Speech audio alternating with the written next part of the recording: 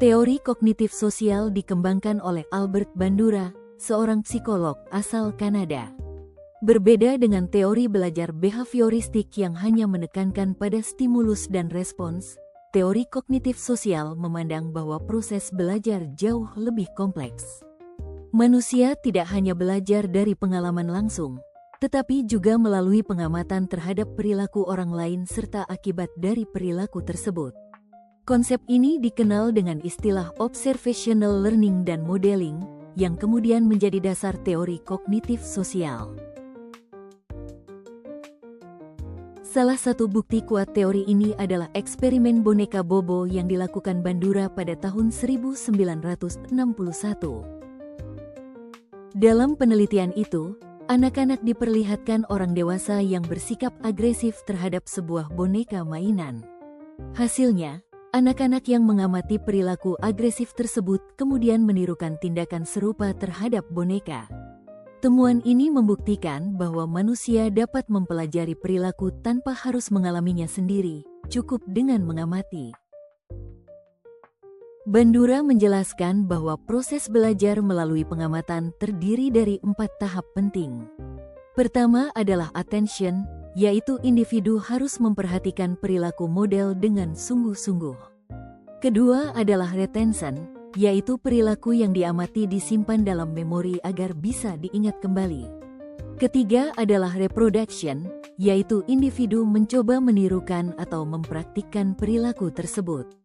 Keempat adalah motivation, yaitu adanya dorongan, baik dari dalam diri maupun dari luar, yang membuat individu mau mengulangi perilaku yang telah diamati. Keempat tahap ini menjelaskan bahwa belajar melalui pengamatan bukanlah proses pasif, melainkan aktif dan melibatkan kognisi.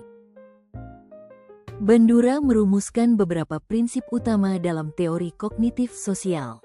Pertama, belajar melalui observasi, yaitu seseorang dapat mempelajari perilaku baru hanya dengan melihat orang lain. Kedua, pengaruh diri atau self-influence, yaitu keyakinan, tujuan, dan pemikiran internal dapat mengatur perilaku seseorang. Ketiga, efikasi diri atau self-efficacy, yang menjadi kunci motivasi dan keberhasilan individu. Keempat, penguatan atau reinforcement, di mana konsekuensi dari suatu perilaku akan memengaruhi apakah perilaku itu diulangi atau tidak. Keempat prinsip ini menjelaskan bahwa belajar adalah hasil dari interaksi antara individu, lingkungan, dan proses kognitif internal. Dalam konteks pendidikan, teori kognitif sosial sangat relevan. Guru berperan sebagai model utama yang memberikan contoh perilaku positif bagi siswa. Misalnya, guru yang disiplin, jujur, dan tekun belajar akan mendorong siswanya meniru perilaku tersebut. Selain guru, teman sebaya juga berperan sebagai model, terutama pada usia remaja ketika pengaruh kelompok sebaya sangat kuat. Jika lingkungan sekolah memberikan teladan yang baik, siswa akan lebih mudah mengembangkan sikap, keterampilan, dan karakter positif.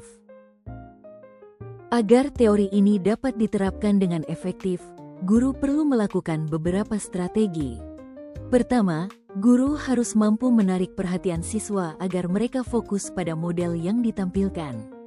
Kedua, membantu siswa mengingat informasi yang diamati melalui pengulangan dan penguatan.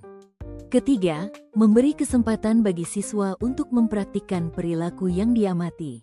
Keempat, memberikan motivasi serta penguatan positif, seperti pujian atau penghargaan, agar siswa terdorong untuk terus meniru perilaku baik. Strategi ini membuat siswa tidak hanya menjadi pengamat pasif, tetapi juga aktif dalam belajar. Secara keseluruhan, teori kognitif sosial Albert Bandura menekankan bahwa manusia belajar bukan hanya dari pengalaman langsung, tetapi juga dari mengamati perilaku orang lain.